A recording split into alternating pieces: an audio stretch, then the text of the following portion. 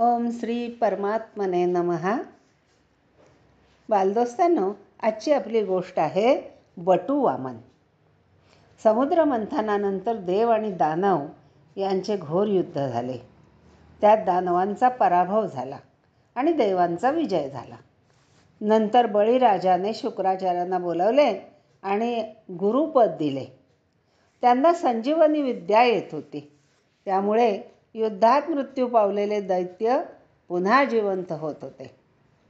इकडे आदित्य आणि कश्यप यांच्या घरी वामन रूपात श्री विष्णूने जन्म घेतला. 8व्या वर्षी त्यांची मुंज झाली. ते भिक्षेसाठी बाहेर पडले. त्यांच्या गुरुने सांगितले, तू नर्मदा तीरी जा. तेथे बळीराजा अश्वमेध यज्ञ करत आहे.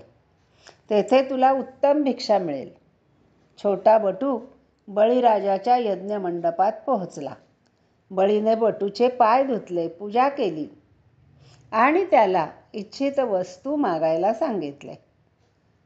बटू वामनाने बळीची खूप स्तुती केली. बळीराजा खुश झाला. तुला हवे ते माग असे म्हणाला. बटू म्हणाला, मला माझ्या पावलांनी 3 पावले जमीन दे.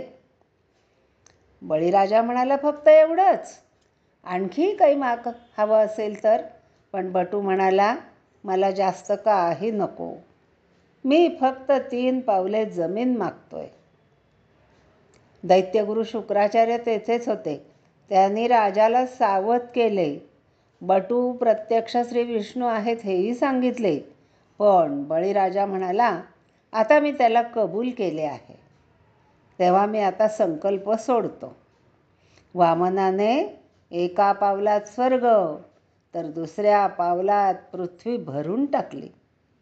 आता 3रे पाऊल कुठे ठेवू असे विचारले. तर बळीराजाने सांगितले, आता माझ्या मस्तकावर तुझे पाऊल ठेव.